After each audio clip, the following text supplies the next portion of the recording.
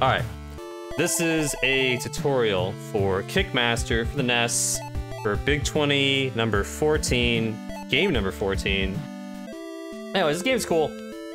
I played it for the first time like 4 or 5 months ago. Oh, not even that long ago, like 3 months ago. And it's one of my favorite games on the NES. I learned the run. Got a decent time. And I thought I would try and help people out best I could. So, let's get started. First we'll cover the basics. To do that, we will load this state. This one. Alright, so, yeah, so you're the Kickmaster. The Nolan's his name. You have many different types of kicks. You have this kick. This one's not used too much. I think I used it maybe in like one spot. But it's just a standard, press B, get a kick. You have this crouching kick. This is used quite a bit in the early game. I like it for taking out the enemies, because just starts up pretty fast, decent hitbox. And then you have the upwards kick. This kick's also pretty good because you can use it to attack while moving. Alright, like for example, you can use it here to attack the enemies as you're moving. I wouldn't recommend it, but it is the fastest way.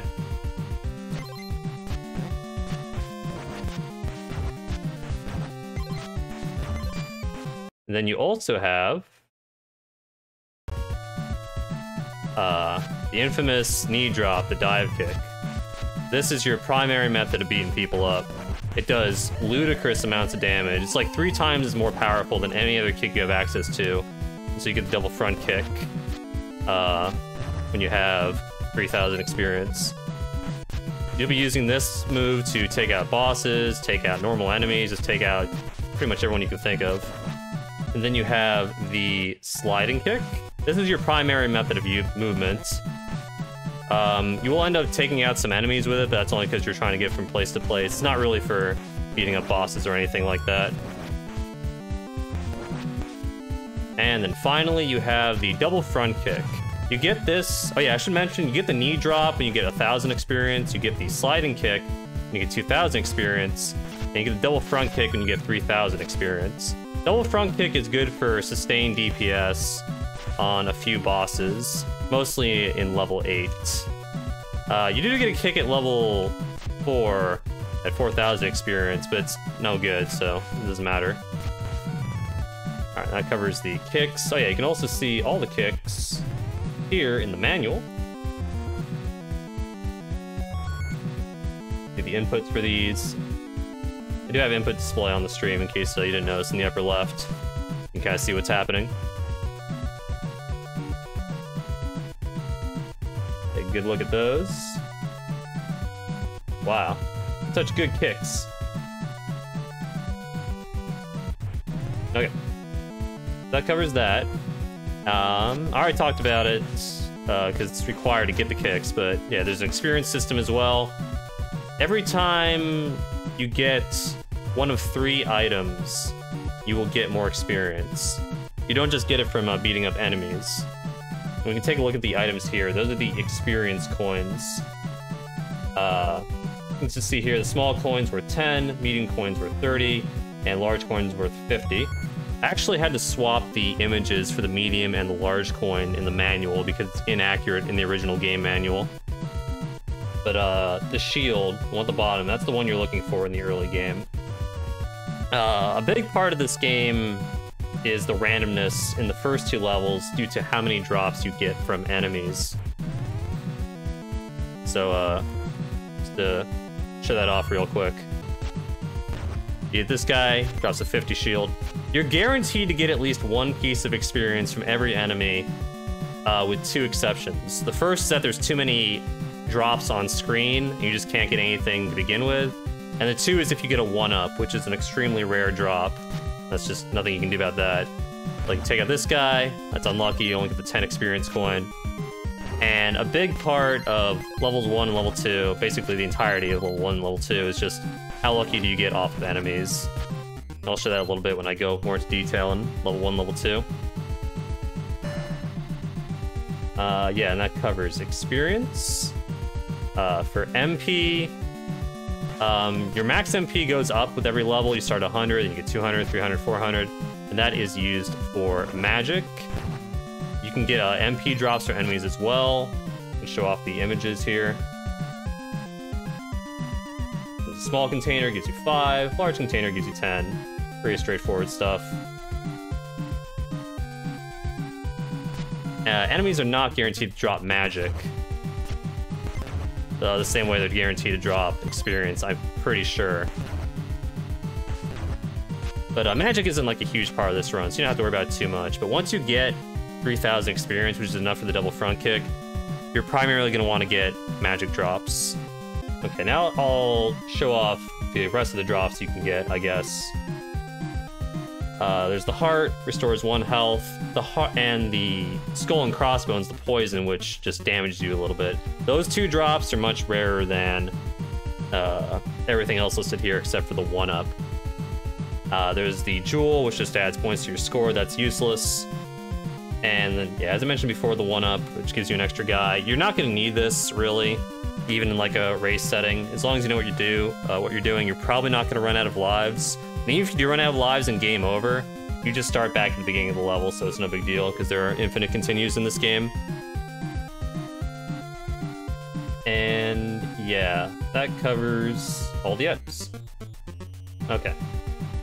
So going back to MP, I'm going to show off the different spells you'll be using in the run. The first spell you're going to get is the Bouncing Bulb. It's probably the most versatile spell you have.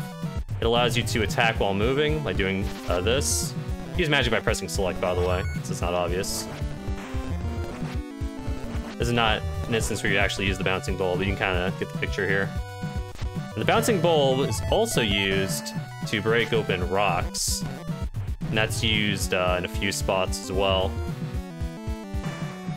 Alright. Next up is Life Up 1.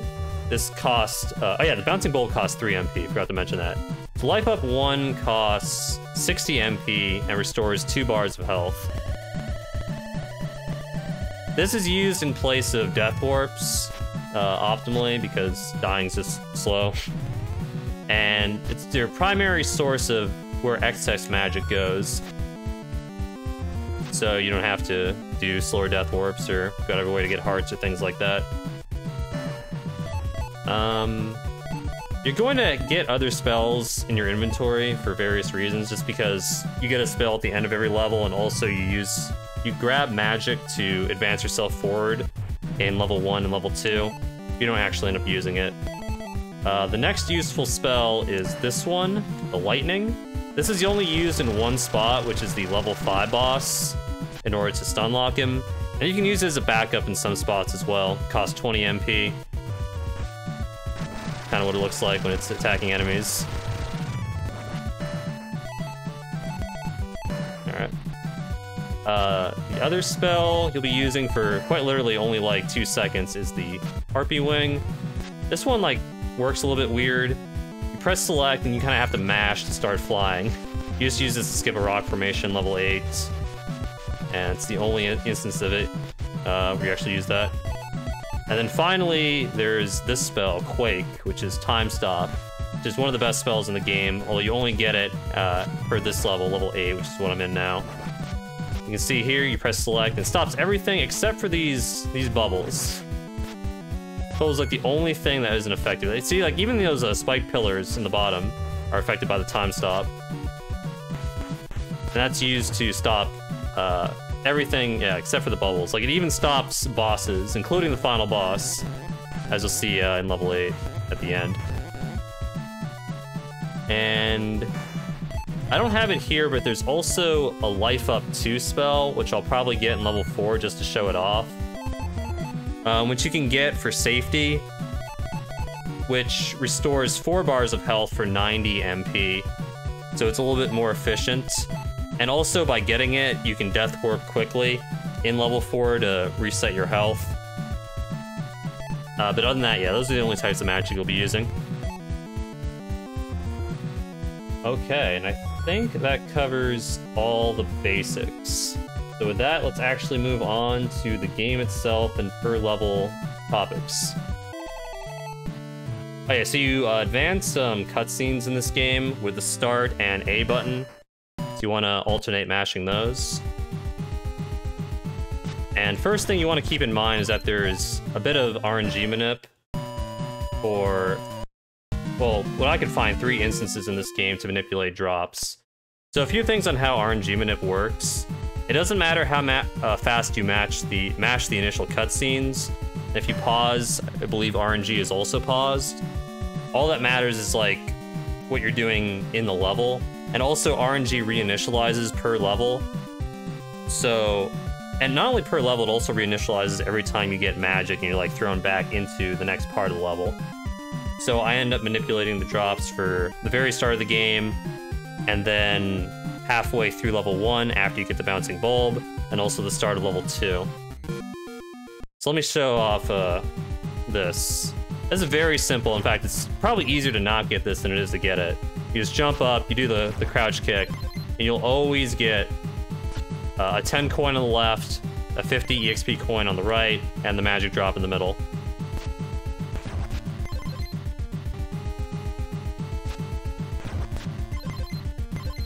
You're gonna want to try and collect the drops like that. And then after that, I wasn't able to find any continued manipulation. So, yeah, for level 1, again, you're gonna want to be taking out pretty much every enemy you see and just getting their drops. Go through that again, I guess. It's alternating between the different kicks. I guess I do use this kick more than I thought.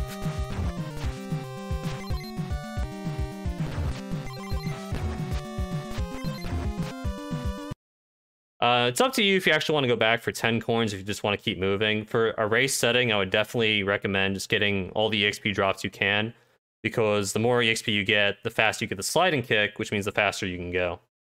Is there an easy way to get more health? Yeah, the easiest way to get more health will be to just die and start back at a checkpoint, or to use the life up spell if you have excess magic. But I'm going to throw in where you should take intentional deaths throughout this tutorial, like good spots and where to do that. Okay, that's how you take out these first few guys. Here I should actually go back for the 50, but I was kind of committed to not doing that. Alright, this section's kind of hard. Oh yeah, something else I want to mention is, as well, I kind of forgot about, is that there's a drop limit in this game. Probably just a sprite limit. If you see here, if I try and take out all 3 of these guys at once, they don't drop anything. Same with that guy right there. So you want to space out how you kill the enemies in order to maximize your drop chance. For that reason, I don't even end up killing that first guy. I just kind of like do this, and I have to react to what the drops are. It didn't come out. And just kind of do it like so. Obviously, this is going to depend on the RNG you get, so I can't have like an exact method of, you know, what to do, like movement. You're gonna have to use your best judgment here. For this guy, just do a little crouch kick, move onwards. That's pretty lucky. Got 60 experience worth of drops there. Then another 50. So by the time you get to this chest, you should have hopefully around 400 or more. 480 is decently lucky, but you'll still be fine as long as you have like 350 plus. If you're not getting at least 350 up until this chest, then either you're incredibly unlucky or you're probably doing the kills wrong, the collecting wrong. There's definitely an art to collecting all the drops at once. So yeah, you should practice that and make sure you can at least get 350 consistently. And go ahead and do this. Actually, I'll go ahead and show how you're actually supposed to open that chest. Bouncing bulbs. Just gonna want to mash here. You're gonna want to equip the bouncing bulbs as you're falling here, because you're gonna need it to take out a few enemies later on. And again, while you're paused, RNG doesn't advance, so you can just, you know, take as long as you want in the menu, doesn't matter.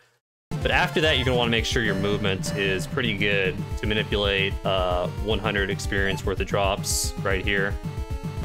In order to get this, I found that what matters the most is when you jump. Specifically, you want to jump as close to the leftmost, like, stump log thing as possible without actually bumping into it. That was probably good enough. And then when your Kickmaster's head is overlapped with the second green vertical thing in the background, I don't know, I guess it's a tree. Like right around here, you're gonna want to do a neutral kick to defeat both of those guys. And they should drop 2 shields on the left. Let me try and demo that. Right there. You'll usually get the skull and crossbones in the middle, but depending on how you do it, you might sometimes get the heart. You might also get magic in the middle. But as long as you get those 250s, that's extremely important. So make sure, yeah, you just jump right around there and kick right here. Get 100 experience worth of drops. Alright. This guy, I like to use a bouncing bulb to take him out without moving. And then again, here you're going to have to react to your drops. There's no correct way to do this because it just depends on the RNG you get.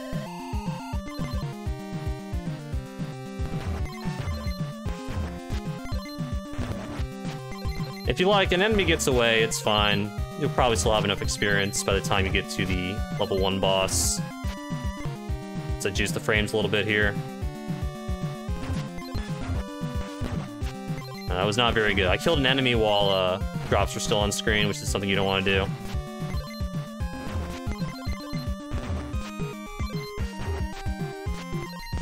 And yeah, feel free to use the bouncing bulb to take out the stationary guys while moving. If you want to go a little bit faster.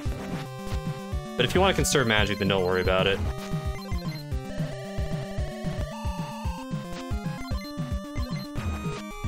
Those are pretty good drops right there. Also use the bouncing bulb there to take that guy out. Alright, for these guys, I just like to wait, let them both come down and get their drops. And then right there, I got the level up, which means I now have access to the knee drop. You can kind of see, you know, different drops you get here. That's really unlucky right there. You only get a 10 drop. And just do your best. Alright. So, usually you'll get the dive kick around here, like in this section, depending on your luck.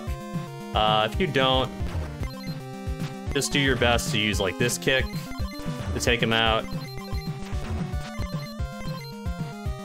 And then over here is the boss. But assuming you do have the dive kick, you can just do something like this. It's definitely better. Alright, now we're at the level 1 boss. So if you have the dive kick, it's pretty straightforward.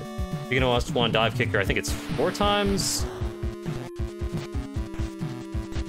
She got away from me there. I do think her movement's a little bit random, but I'm not sure.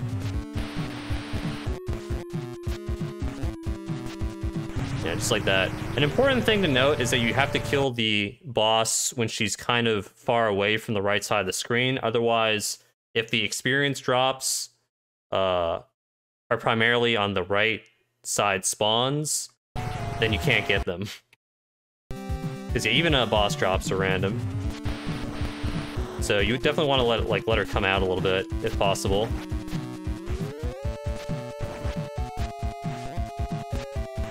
Yeah, she really got away from me there. You also want to use your dive kick to kind of like bring yourself to the ground faster in order to get 2 sets of drops.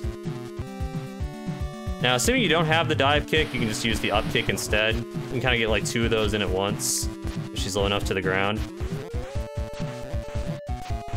And it's really not that much slower.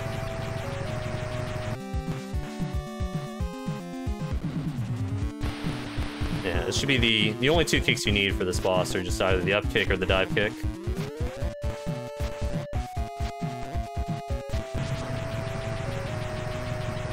And yeah, you still want to get experience drops, of course. And you get the life up 1 spell as the reward from killing the witch. Alright, that covers level 1. So, level 2. Yeah, you get a password and stuff if you actually ever need to load it. You never should.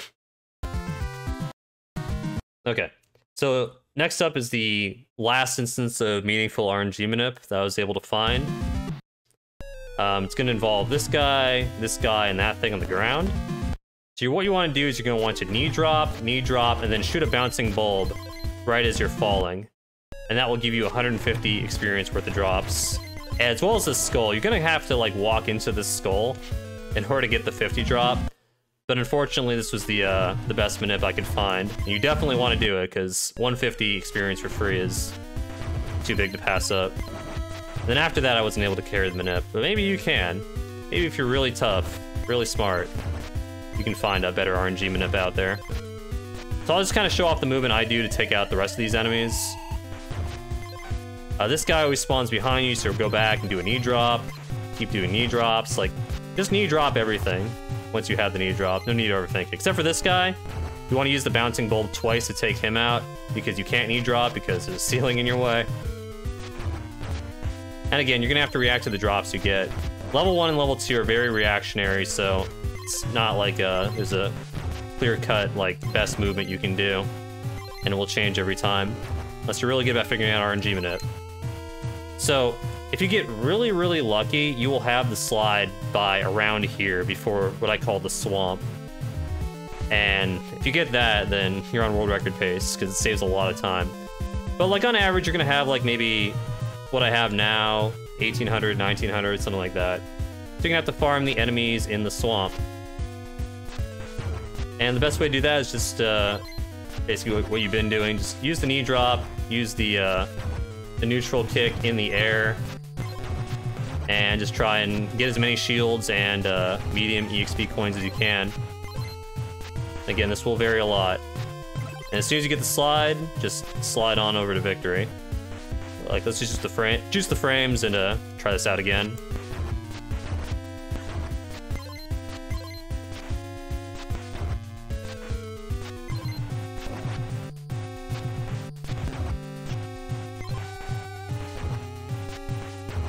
My method of taking out these enemies is definitely not like optimized compared to the early game farming, because ideally you don't even need to do this, right? Like right there's a shield on the left, but it's kind of like, it's really hard to get the good drops because your movement is slowed in the swamp. You kind of just have to play it by ear and hope you get a little bit lucky.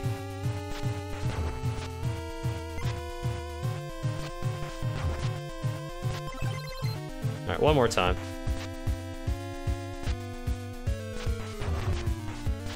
Yeah, that right there was pretty good. Get a 50 drop right on top of you.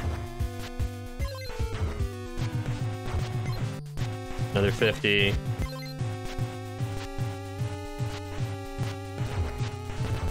Wow, look at that. That was a lot of 50s at once. Alright. So hopefully you have the slide by this point. If you don't worry about it. You can just keep taking out these guys. And also, secret tech, use your bouncing bulb to take out these rocks. And there's a 90 experience worth of coins in here. You should almost certainly have the slide by this point. But if you don't, just take out those Reapers up top.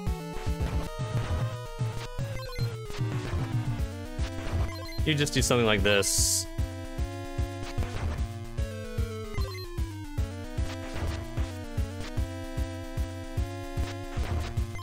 Look at that, 2460. Safe to say you would have at least 2,000 experience by this point, so yeah. At this point, I'm just gonna assume you have the slide.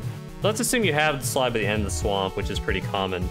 The movement you want to do here is you want to do 2 slides and then like D-boost into him. That's a little bit faster. Oh yeah, something else I forgot to mention that's like kind of tied into basic game mechanics is there's a small amount of randomness to how normal enemies behave that isn't really present with bosses. It's mostly when you're sliding around. I guess I'll bring it up more in level 3, but your movement will vary based on how the normal enemies like move around. Like sometimes you'll get like clean slides, you just like slide through everything and don't get stopped. And other times you'll have instances where your slides keep getting interrupted by enemies, and that's just how the game works. Anyways, let's do this D-boost again. Slide over here. And you want to pick up this item, not because you're actually going to use it, but just because it moves you forward in the level. Like you're already at the next checkpoint. Alright. Now at this point, after picking up this item, the run gets a lot easier to explain and tell you what to do. Because there's still randomness involved, but there's far, far, far less randomness involved. Because you You don't really need to worry about drops anymore. You do still want the level 3 kick, the double front kick, by the level 7 boss if you're going to use the strat I'm going to show off. But you for sure need it by the level 8 first mini boss. So you still want to get EXP drops, but it's not as important. All right, anyways, halfway through level 2 now. You want to open up with a slide and then do a bouncing bulb to break open the rock. Again, the bouncing bulb just instantly destroys rocks. Your normal kicks, sometimes it takes 2, sometimes it takes 1. I don't know why that is. But either way, it's just slower to like stop and kick. So just use the bouncing bulb to break open a path, and then make your way up here. You're gonna want to be trying to squeeze in as many slides as possible now. You can like do slides on these little rocks. Doesn't save as much time to like do a slide and then like jump up. But it is a little bit faster. I'd recommend watching the tasks, of course. If you want a better understanding of how to like go as fast as possible in this game. It's pretty good.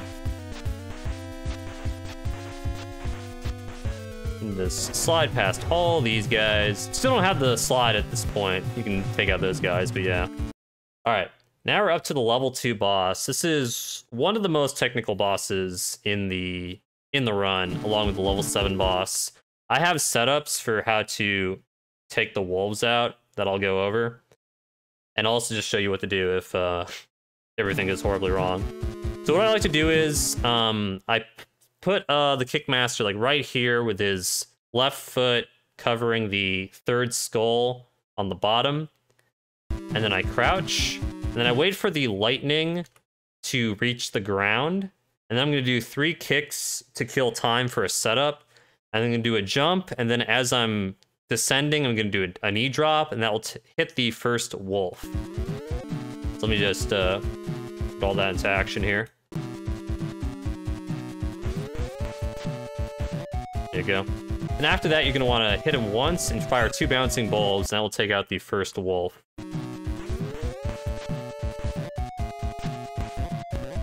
Take him out. 1, 2, 3 kicks. Do a jump, dive, take out the 3rd wolf. Place the Kickmaster right there with like his right foot to the right of that bone. And then hopefully take out this wolf. If he gets away, you can use the bouncing bulb to chase him down. Then eventually the main part of the boss will be vulnerable. You alternate between the up kick and the dive kick to take her out.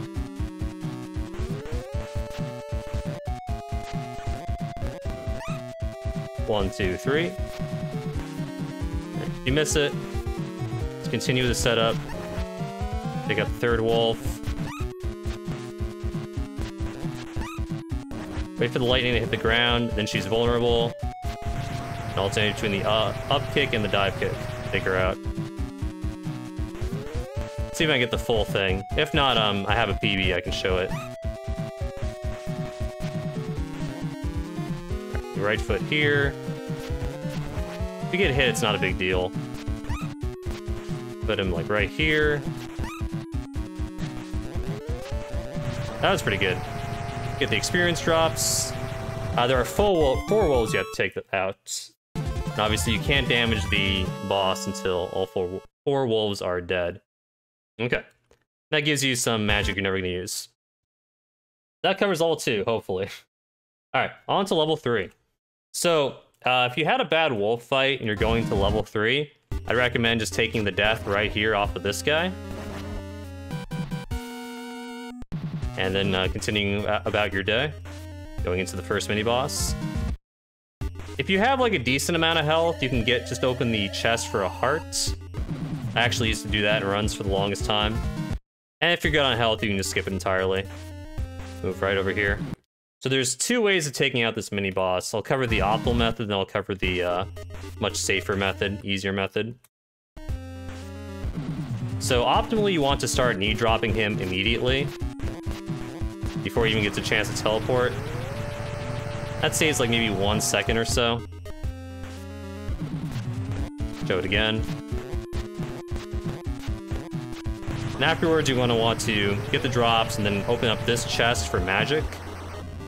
And just wait until you can move again, or rather wait until the screen can move again.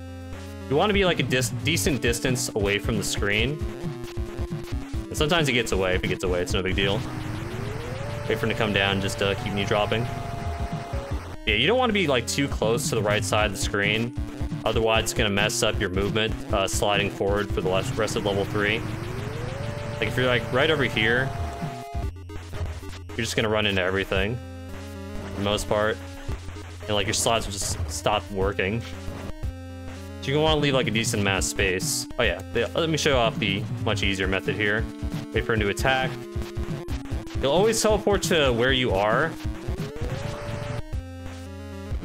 if you're not moving. And it's much easier to knee drop him here. Okay. Now the first mini-boss is dead. Now you're just going to want to chain slides together until you reach the end of this area. And again, the movement of the normal enemy is a little bit random, so sometimes you can have clean slides, sometimes you won't.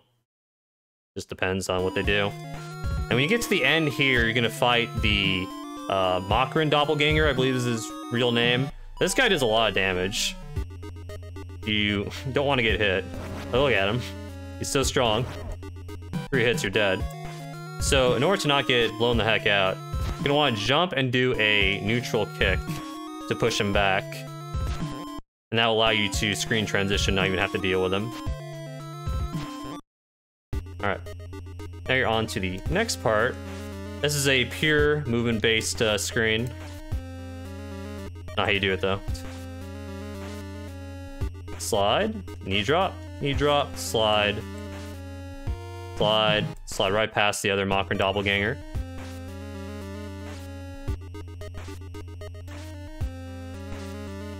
Want to squeeze in one more knee drop there, I think.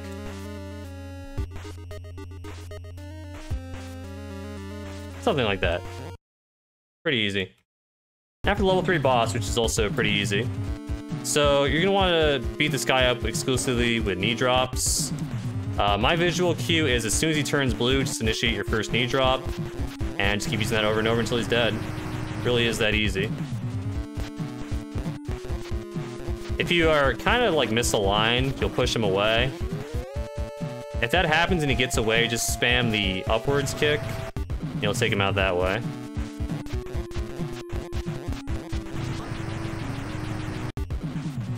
Let's say he just like gets away. Oh no, what do I do? Wait it out. You can knee drop him here if you want. Eventually you'll take him out.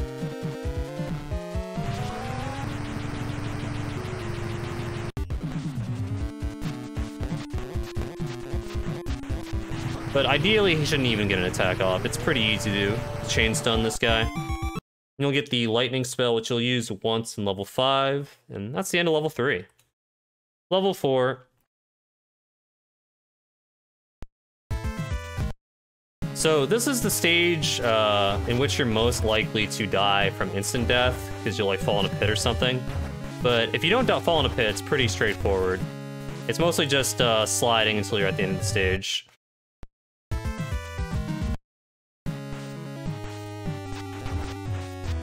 Now, let's say you're like low on health here. Maybe like 1 bar, even less. What you're gonna wanna do is you're gonna wanna grab this item, the life up 2, and then immediately slide into the pits, and then you'll have full health and you can continue with the rest of the stage.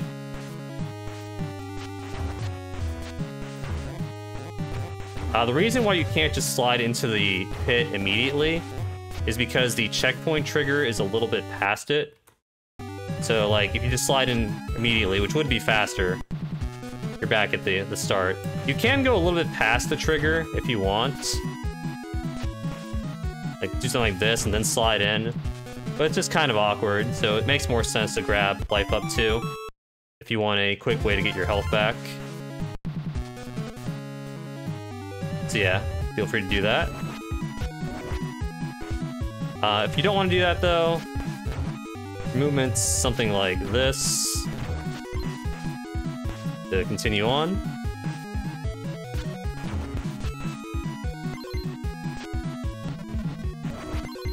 see. And for this section, I've kind of messed up the spawns of the birds.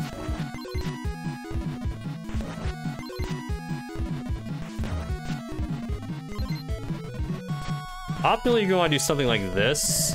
You grab these two items while you wait for the spike pillar to go down. You do a slide. You drop to the right of that spike, and then continue on with your slides. But, that's a little bit hard. If you want to play it safe, just wait for the spikes to disappear. You can either, like, skip this or get it if you want. Don't do that. And just, like, don't do any slides at all. You can do this one, though, because there's no threat at that point. Yeah, if you fall in a pit, you'll be taken back to the checkpoint. So just get through this as fast as you can. I'll show the a tape of how to do this optimally. You just want to, like, you know, have it all in one go.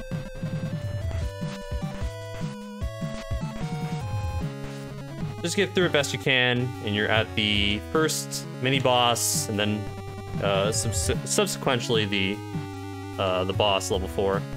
So this mini boss, again, there's two ways to fight her. What I like to do is I like to dive kick backwards to push her to the right. You want to do that a little bit better. There we go. Keep her chain stun and take her out. Or you can do a safer method, just waiting for her to come to you. Just like with the level 3 mini boss. The attack that the mini bosses that come from the spiral circle do are random, which is kind of like why I like to attack them immediately, so you don't even have to deal with that. Like that. But it's definitely much easier to just wait and then just start new dropping. Alright. Now after you take out the mini boss, what you're going to want to do is you're going to want to hold right in the screen transition. You're going to want to wait for like 2 steps, and then you're going to want to start sliding. And that'll give you a good setup to start attacking the boss of level 4. So like 1, 2, something like that. 1, 2, slide, 2 slides. That will push him to the left, and you can get a good amount of knee drops in and just take him out immediately. If you start sliding immediately, it's like kind of not good. Like, you push him away, he just starts going crazy. And it's still not that bad, but it just makes more sense to just wait a little bit and do this strat.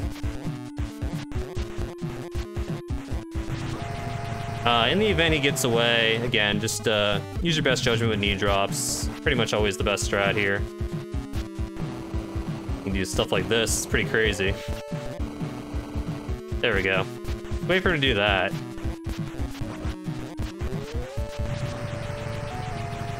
Yeah. I recommend not even letting him get away to begin with. It's pretty easy. There you go, that's level 4.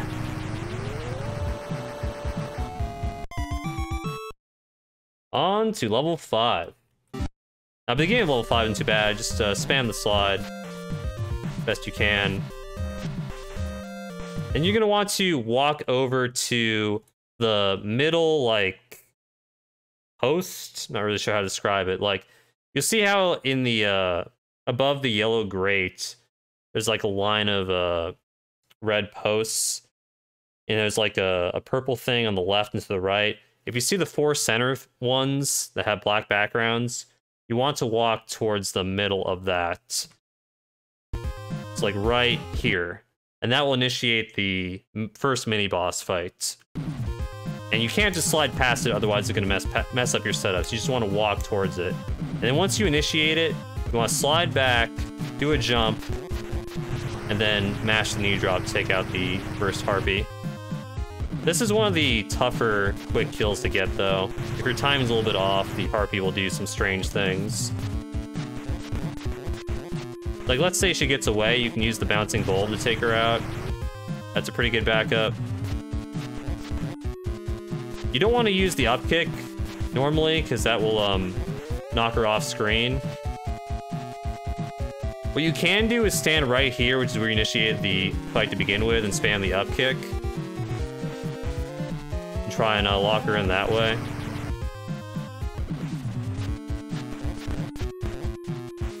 You can also go to this side. Knee drop that way. But yeah, optimally you just do something like this and take out the boss immediately. You're gonna want to go up here. So this jump right here into the whatever this area is called is a lot more annoying than it looks. You can't just like hold the jump button and go in, or just tap it. You kind of have to hold the button for the right amount to actually get in there. You definitely want to get in here because it contains 2 hearts, which will help fix your health routing up until this point if you're not taking a lot of death warps. But definitely learn how to do that, and then stop when you're at the second heart in order to leave a decent amount of screen left so you can slide over to the second mini-boss. And the second mini-boss works the same as the first mini-boss of level 3 or the first mini-boss of level 4, and that you can just start knee dropping immediately. Take out the boss like that. Or you can just wait it out. And take him out like that. What you want to do is just up to you. Again, I just like to do it like this because I don't have to worry about his random opening attack. Okay. And put your guy like right here. And slide towards the boss of level 5.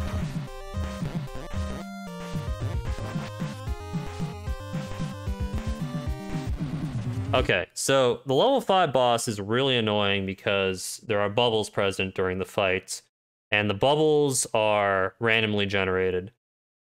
And if they just get in your way and knock you around, you won't be able to get the quick kill on the boss, which is the Kraken. And you're gonna waste like 8 seconds or so. Not a big deal in a race setting, but yeah. So what's gonna happen is there's gonna be 3 tentacles that spawn. You're going to want to knee drop them 4 times each. And then use the lightning spell on the main part of the level 5 boss before he can go down. This might barely work. No, I missed it. So if you miss it, he goes down, and you're just gonna have to wait. Then use the lightning. That will lock him in place, and the boss is dead. So let's try that again. Sometimes a slide will act as a knee drop, and you only have to do 3, as you can see there. So keep that in mind.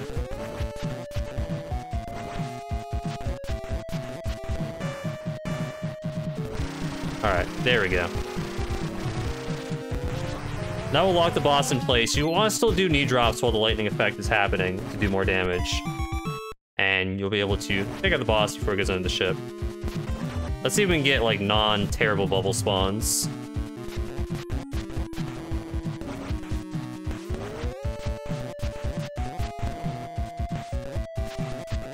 Oh, that was pretty clean. Something like that, hopefully, will happen to you if you get good luck on the level 5 boss of Kickmaster. Alright, moving on to level 6. Alright, only 3 more levels to go. Exciting. Whip Lightning does nothing. Don't worry about that. So level 6 is probably the most straightforward level in the run. You're gonna spend the most of it just sliding. Again, the way the normal enemies behave will get in the way of your slides a few times, but it's really not that big of a deal.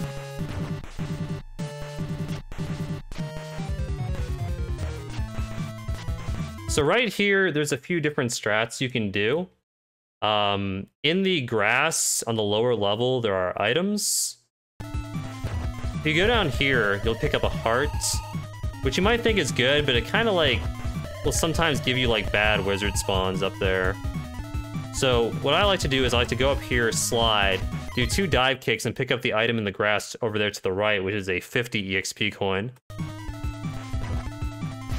Just to make sure you have enough experience for the double front kick for the level 7 boss. So something like this.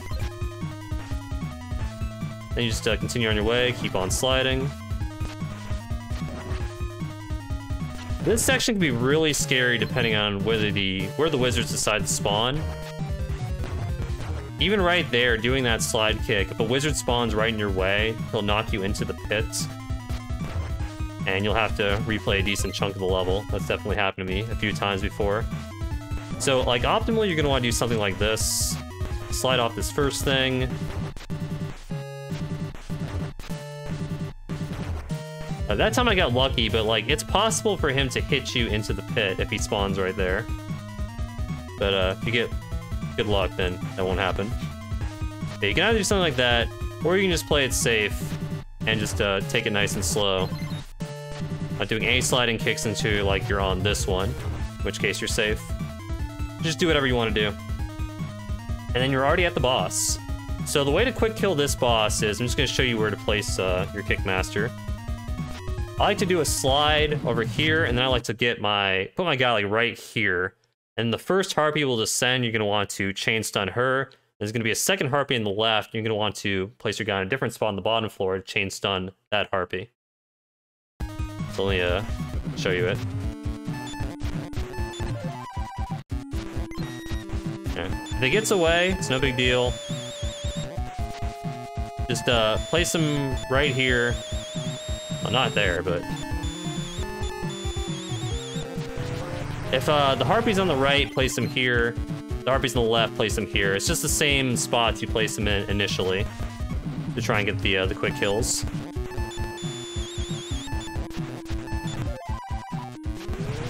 Something like that. See if we can get the full thing.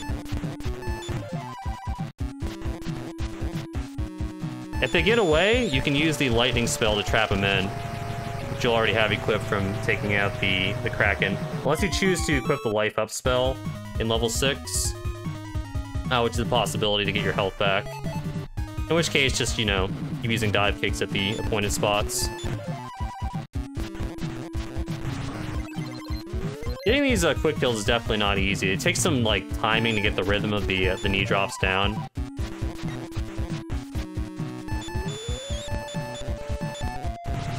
You also do something like that if the harpy's very close to death.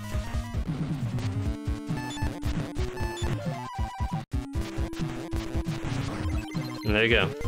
You can see I already got level 3, which is the double front kick, so I have all the experience I need for the rest of the run. As long as you get it before the level 7 boss, it's fine though. Again, it will vary depending on drops, if you chose to get experience drops or magic drops, etc. Alright, that was level 6. Very straightforward level. On to level 7. Oh yeah, and that gives you the Harpy Wing, which you'll use for 2 seconds in level 8. Alright, level 7. So if you're really low on health here, I would definitely recommend taking a death on this guy. He does a fair amount of damage. You can see I already had so much health going in, I'm basically already dead. So go ahead and get your health back on that guy if need be. Feel free to also equip the life up and use it to get your health back as well if you have spare magic. You basically just want to have like around 200 going into level 8. You can honestly have like way less than that if you don't care about using life up. Like even like 150 you'll be fine. So just use your magic as you see fit. My health is pretty good like right here, so I'm not going to use any. I'm also not going to die on that guy, but yeah, it's going to vary depending on how the run's going. So either you're just starting the level or you're just death warped. Either way, you're going to want to slide and then just dive kick past him. You don't want to spam the slide because it kind of gives you a bad setup for sliding towards the first mini-boss. You'll get hit twice, and those guys do a lot of damage, so always do a slide, then start sliding here. You'll slide past both of them. So the first mini-boss here is the level 4 boss.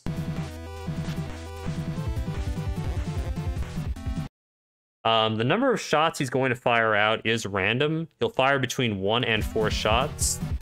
Either way, when he starts firing his shots, you want to dive kick him as he's going down, and just take him out like that. That was 1 shot. Pretty easy. Oh, 4 shots. And just like that, he's dead. So after you take him out, you want to slide to the right side of the screen, and you're going to want to do 1 slide backwards. and that will give you the perfect setup for sliding into the second mini boss.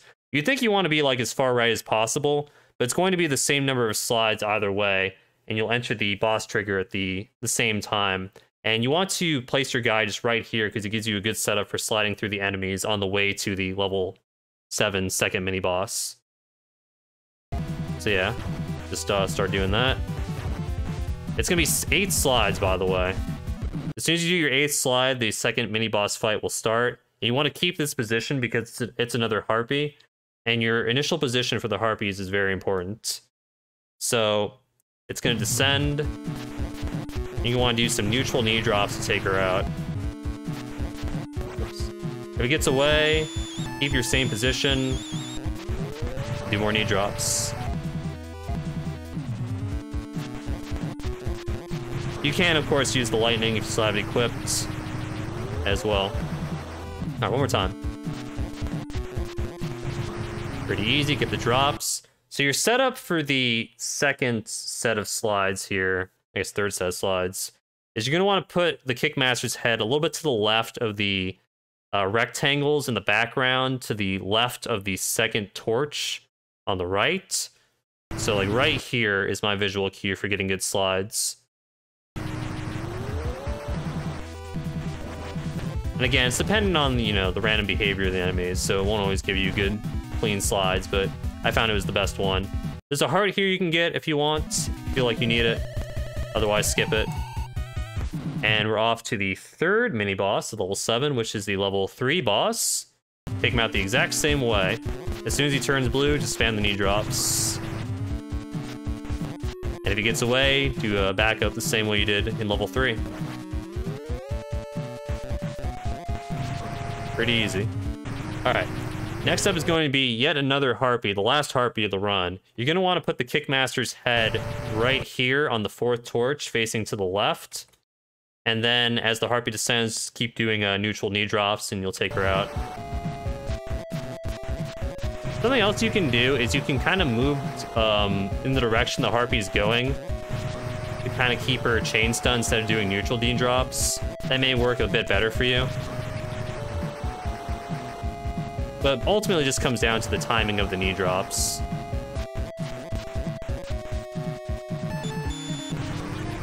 If you have a double front kick too, it'll do a decent amount of damage.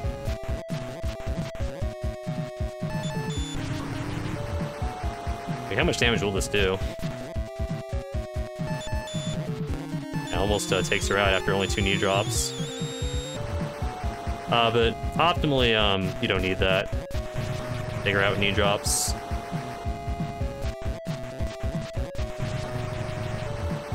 Okay, just do whatever method works best for you.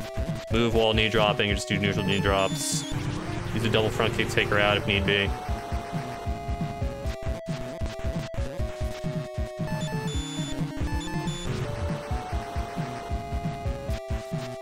Let's see if we get one clean one here.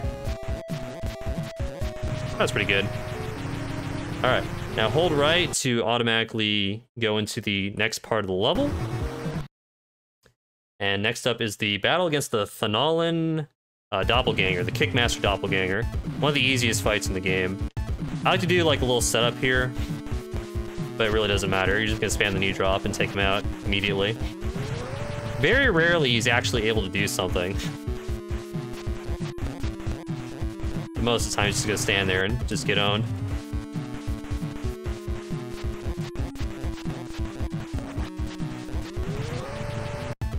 Pretty straightforward.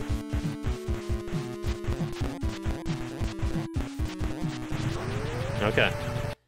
Next up is the boss of level 7, which is, again, one of the most technical fights in the game.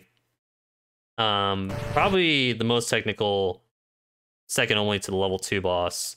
So there's a few ways to take out the spider. I'm going to show you my method, which I think is much easier than the method I saw other people doing. So the method other people were doing is you would just spam the knee drop.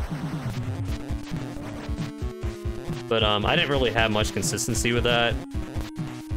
Like I didn't even do like half the boss's damage, or health and damage. So my method is, I'm going to do a double front kick, and this is why I need the double front kick by the level 7 boss. As the spider is coming out to the left, I'm not sure what the frame window is. I think it's like 3 frames or so to get a good double front kick. And that will lock the spider in place and cause the spider to drop his babies in the wall so they can't actually hurt you. And then you're going to do 2 more double front kicks on the way up. And you're going to walk to the left, let the spider drop, and then finish him off with knee drops. And for some reason, on the second set of knee drops, like as opposed to like opening with knee drops, it's a lot easier to keep him chain stunned and finish the fight that way. Let me see if I can show all that. There we go. We want to do 3 of those. And just finish off with knee drops, and then we'll 2-cycle the spider. So the timing on this is definitely not easy. There, we got it again.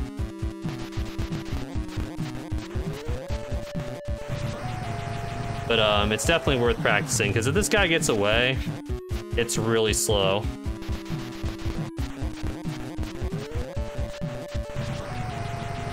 So let's say he does get away. Let's say I do some knee drops, and oh no, he gets away. You have 2 methods you can use here. You can either do double front kicks as he's moving to the left to do a bit of damage, which will cause him to drop babies because he's taking damage. Or you can just go over here, wait for him to drop again, and then resume with the knee drops. And get a 3-cycle. Let me show you like a worst case scenario here where I really beef it. You can like do something like this, which is dealing like a decent amount of damage. And the Inspired Children really messed me up there.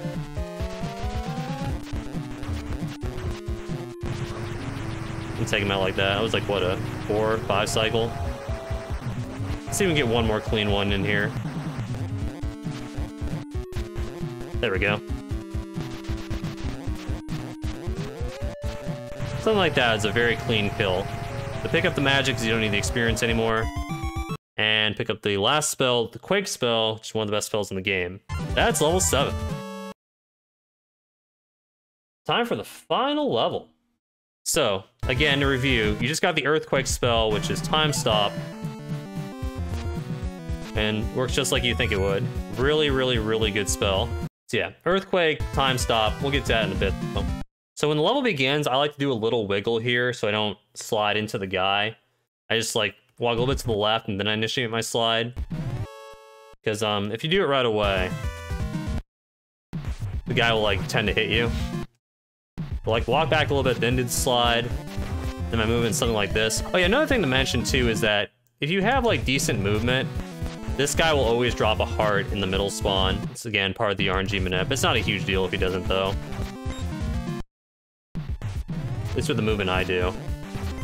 Like I can't even get it more than once. It doesn't really matter. Oh, there it is. To do something like this, jump up, up kick.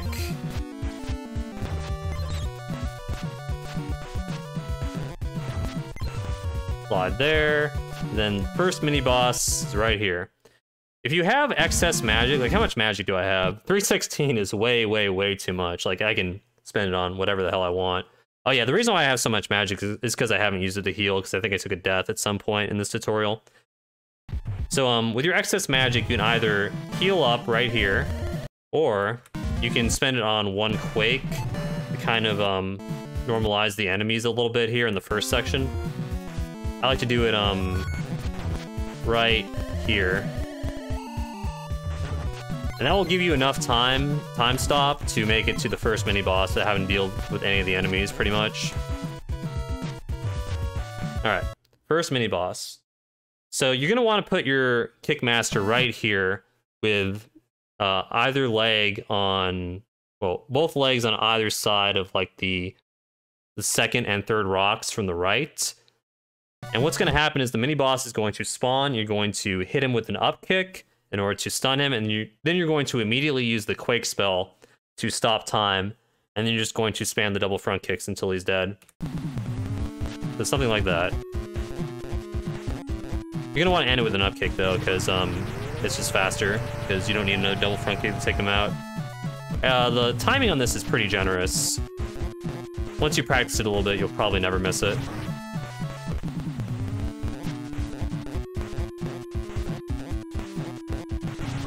Pretty easy. Now let's say you do beef it. What you can do is you can go over here, wait for him to charge at you, and then use airborne double front kicks to take him out while he's stopped in place. And the reason why you're using double front kick now is because it's your best sustained source of DPS. It's even better than the knee drop at this point, when you don't have to worry about like chain stunning enemies, which you don't have to worry about because the enemies are stopped from a time stop. Let's show the proper kill one more time. Pretty easy. Remember to get magic now instead of experience, because you don't need experience anymore. So now I'm gonna walk all the way over here. This is actually one of the few instances where I like to be touching the screen when the screen transitions, because it just seems to give me better movement getting to the left side of the screen.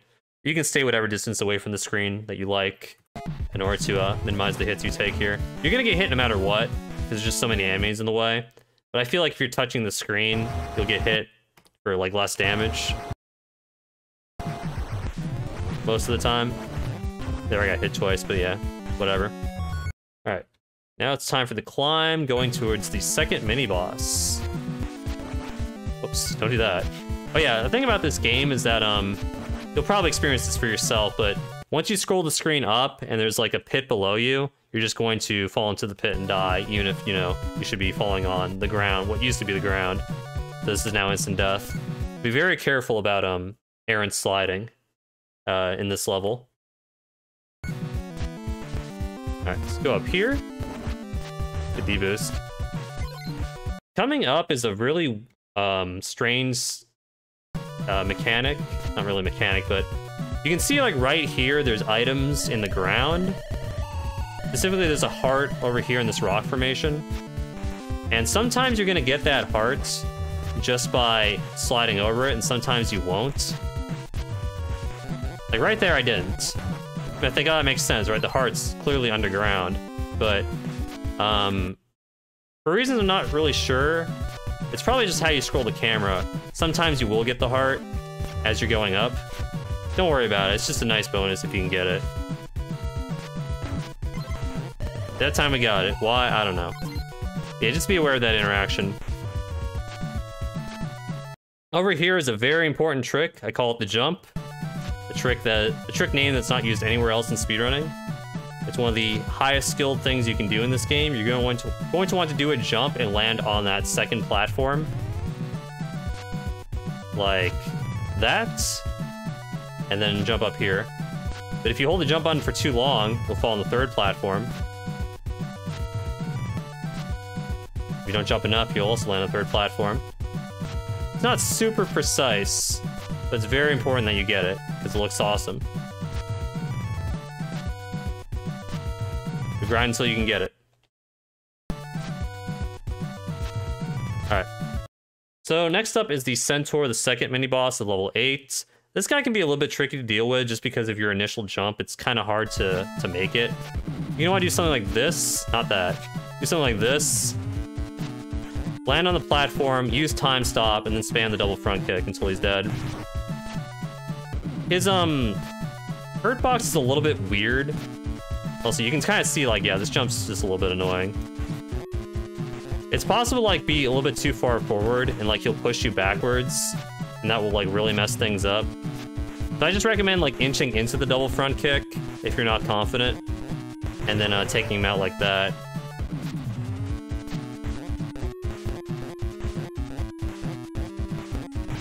Do something like that. If you don't even want to bother with it, though, just hang out over here. He'll drop here, always, and you just spam the double front kick from here. A little bit slower, but much easier. You don't have to worry about this jump. I think you can miss the jump once and still have enough time. Whoops. Still have enough time stop to take him out.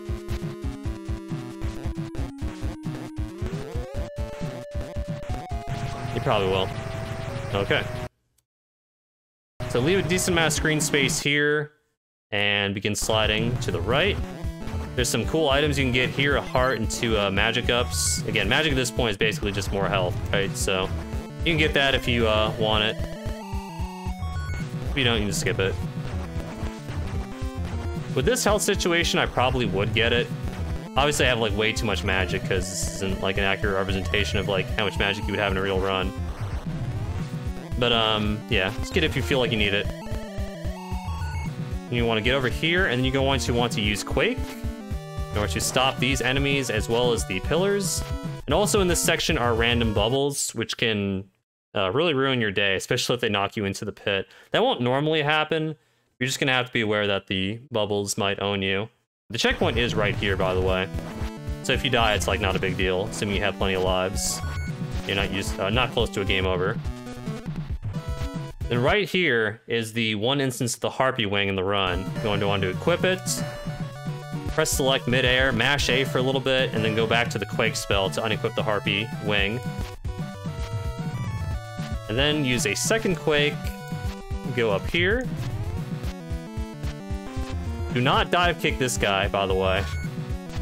Because if you dive kick that guy, he might drop a skull, or a poison, I guess is the name of the item. And that will damage you and knock you into the pit, and then you'll die. I mean, obviously it's a rare scenario that happens, but it has happened to me, so don't dive kick it. Dive kick him, even though it looks like you can. And jump up here, and then you're going to want to use a third Quake somewhere around here in order to stun the third mini-boss at level 8. You can use it before the fight begins, it's no big deal. And you're going to want to use the double front kick between 2 and 3 times to take him out very quickly. And you can see how annoying the bubbles are here, right?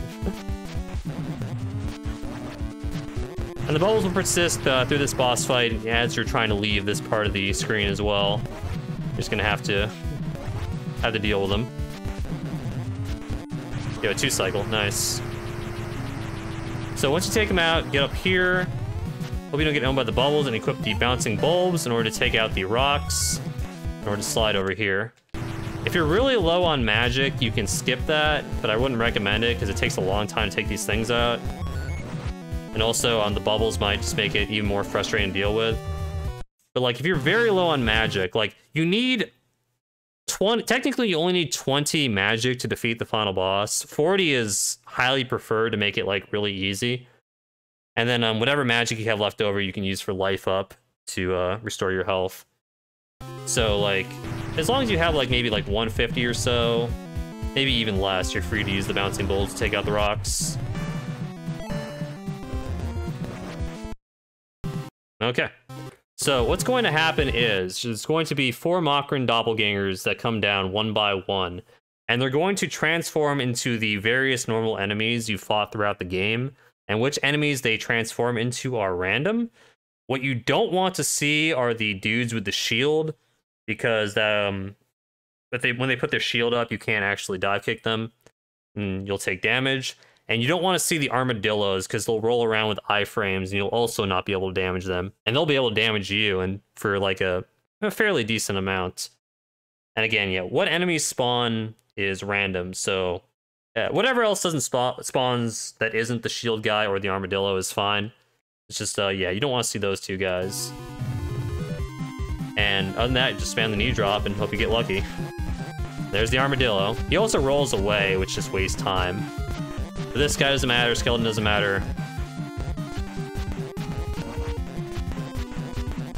That's the shield guy, but he didn't put his shield up, fortunately.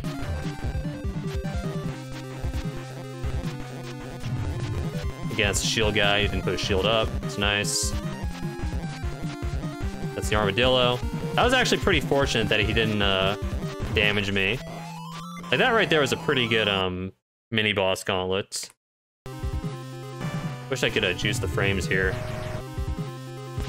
I mean, the frames will be naturally juiced from just when you initiate the knee drops. Let me show like another instance here.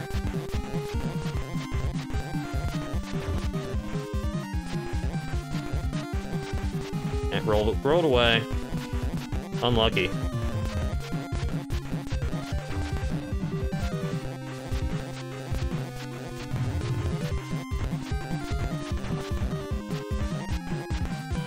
Wow, you got me. Like, you should never actually do that fight with that low health. Like, if you ever drop below like a heart and a half or a bar and a half of health, use the life up spell. This is also a good opportunity, by the way, to take a death orb. Forgot to mention that. You can also take a death orb at the start of level 8 if you just want full health going in. But if you take a death here, you will start just right here at the mini-boss gauntlet with full health. I actually highly recommend that strat if you just want to be like completely safe for this. But yeah, let's go ahead and use the life up spell once.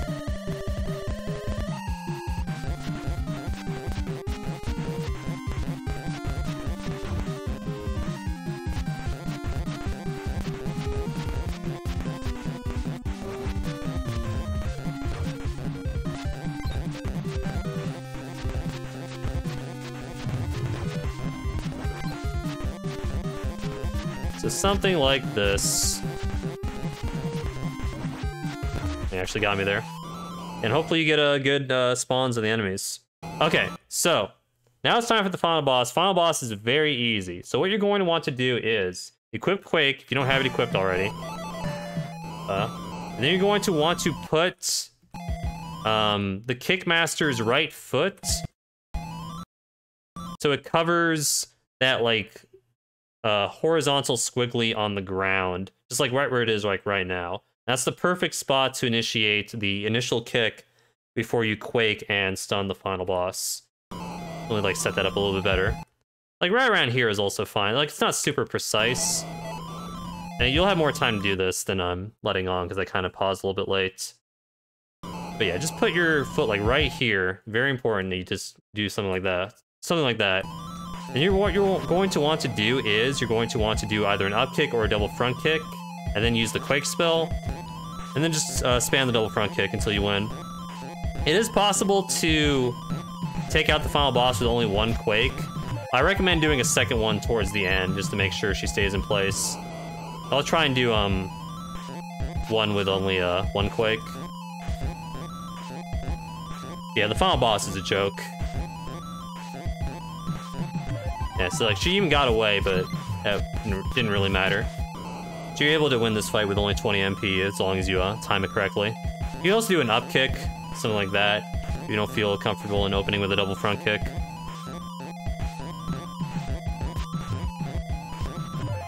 That's it. I like to get the points at the end, because that's the only instance where you'd want the points, because MP and experience doesn't matter anymore. Then the game's over, just like that. Kind of crazy. If the final boss gets away, it's like really, really, really bad. You can Quake again and just don't do that.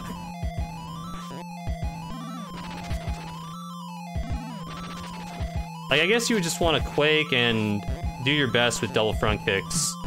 Like, I guess this isn't too bad. You'd use the second one, the second Quake, of course. But I highly recommend just learning where the pixel is and stunning the boss so you don't have to deal with this. Because there's really nothing in this game that can go as horribly wrong as not stunning the boss, stunning the final boss.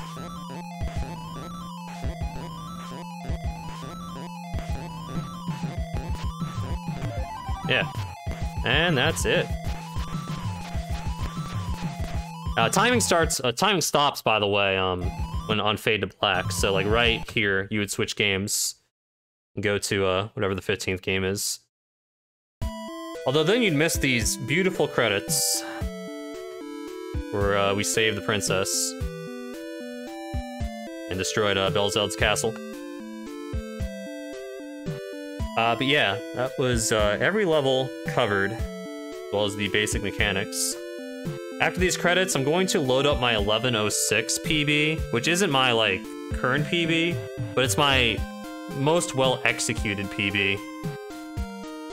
It just doesn't get good luck in the initial EXP grind, level 1, level 2. You can kind of just, like, watch all the proper strats without me, you know, pausing and save stating everywhere. Your boy Ken Lob has a message for you. There's a second quest all along. The second quest, all it does is increases the health of the enemies. Same with the third quest, fourth quest. Well, that's not true. It increases the health of the enemies, and also some boss patterns just get faster. Specifically, the level 2 boss and level 6 boss go kind of insane on repeated quests. So now we're going to watch my 1106. I guess this is just a good demonstration of all the strats I just explained in the tutorial video. And let's watch this real quick. The luck grinding, or the lotto grinding is not great, obviously, but... Yeah, just proceeding forward here, using the crouch kicks. I got an unlucky one-up drop there. The one-up drop is what you never want to see because, yeah, it just means you can't get any experience drops, magic drops, etc. Overwrites everything. And doing my best to get as many EXP coins as possible. It's actually not a bad start. 560, like anything over 500 is really good, as I mentioned earlier. But I think the drops kind of settle down in the second half of this level. Also, at this point, I hadn't figured out the RNG manip, but I still got the double 50 drop anyway.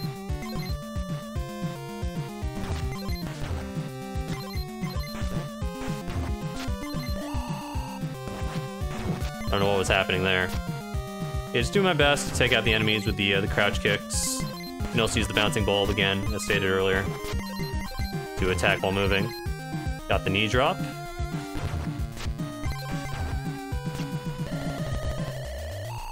Lucky heart drop there. 2 lucky heart drops. 3 lucky heart drops. Not that I needed it.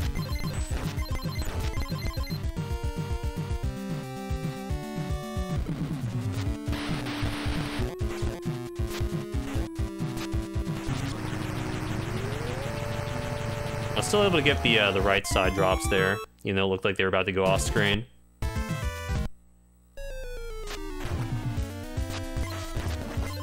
Yeah, again, I didn't know the RNG manipulation strats at this point. You definitely want to employ those on the first 3 enemies.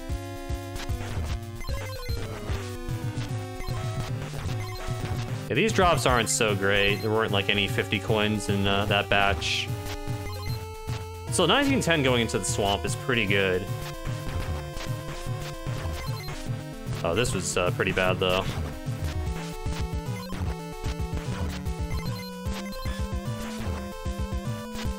And as soon as you get the slide, just start sliding. Don't worry about drops anymore. Do the damage boost. 3 clean slides. Grab the item to advance forward in the stage. Fire bouncing bolt to break the block immediately.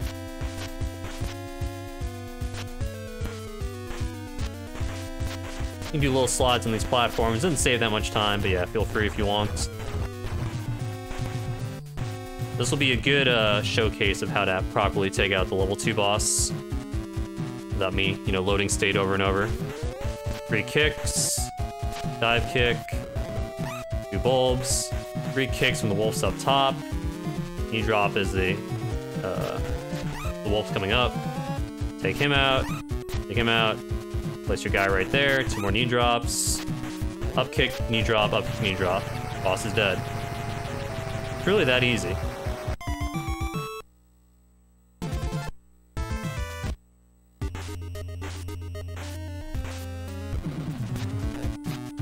And here I'm employing the faster strat to take out the mini boss immediately. That way you don't have to deal with the random opening spell from the mini boss. Pretty clean slides here.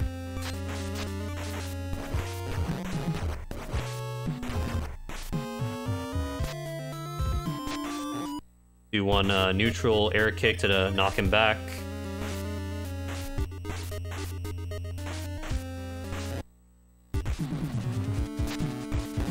You drop as soon as he turns blue.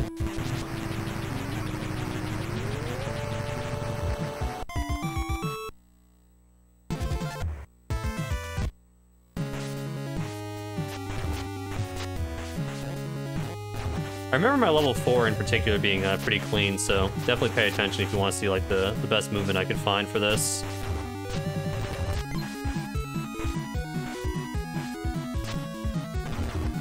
That was a little bit sloppy. Ideally, I land on the rightmost ledge there, instead of the one like right to the left a bit. Yeah, go in here because you have to wait for the spike pillar to go down anyways, then initiate a slide. You drop to the right of this, then slide. Slide again. Knee drop the boss to the right. Like, knee drop backwards to push the boss to the right. Then chain the knee drops together.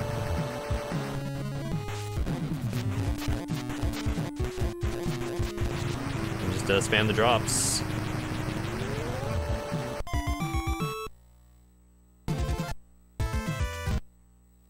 I think I got kind of unlucky in level 5, or I think I messed up the Harpy kill.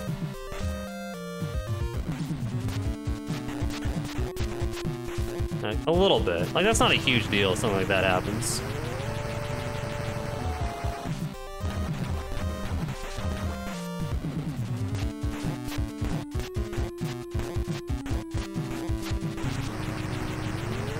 Good knee drops there. Again, the faster strat on the mini-boss. I have a lot of health here. Way more so than you normally have because of all the hard drops I got early, I think. This bubble luck was actually not too bad either. And again, because I slid into him once, like, actually no, hold up. I'm gonna rewatch that. Sometimes you only need 3 knee drops when you slide into the tentacle, and sometimes you need 4, and I think it's just dependent on how you hit the tentacle, like what part of your slide's hitbox affects him. But yeah, that time I needed 4 knee drops. Always assume you need 4 even if you hit him with a slide. But it's a pretty early stun lock. You can actually skip the lightning if you get very good bubble luck, but I wouldn't recommend it. It's just safer to always use the lightning.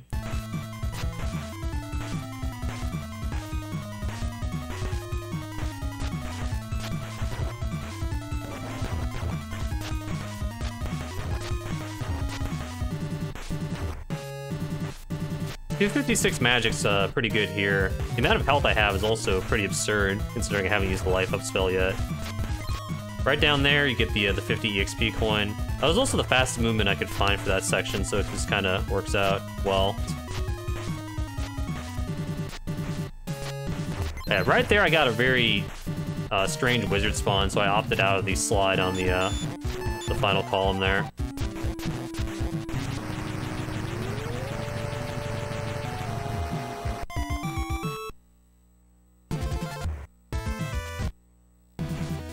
Oops, I missed the opening slide there. Remember that. 4 shots is unlucky.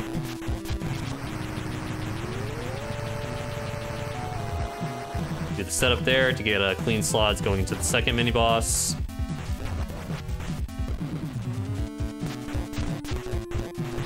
Then on your 8th slide, you just retain your position, do neutral dive kicks.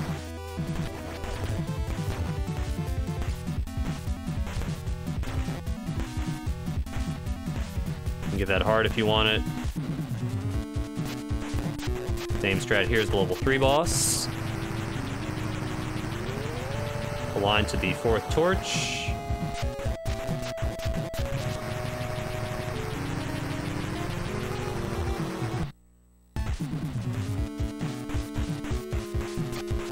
Easy doppelganger fight.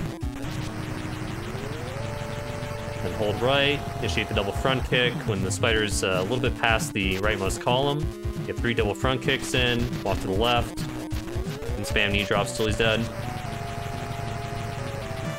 Again, at this point, try and get the magic drops. There I finally switched to the life up spell and used it.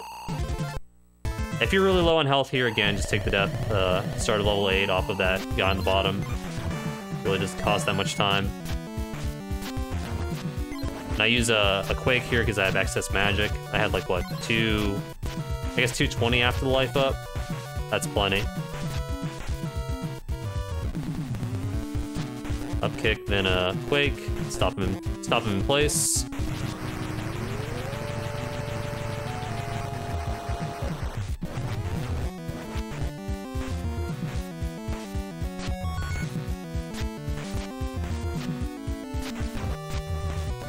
Unlucky poison drop there.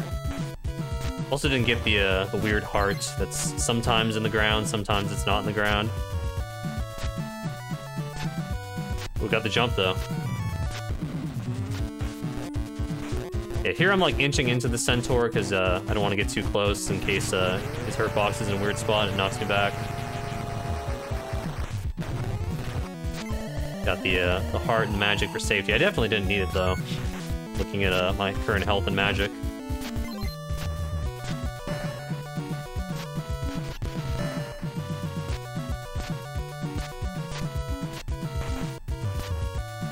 quake there. If you don't quake here, the pillars can own you or the wizards can own you. It's just a bad time. You quake one final time. Damn, clean two cycle on the boss. Push the bouncing bulbs.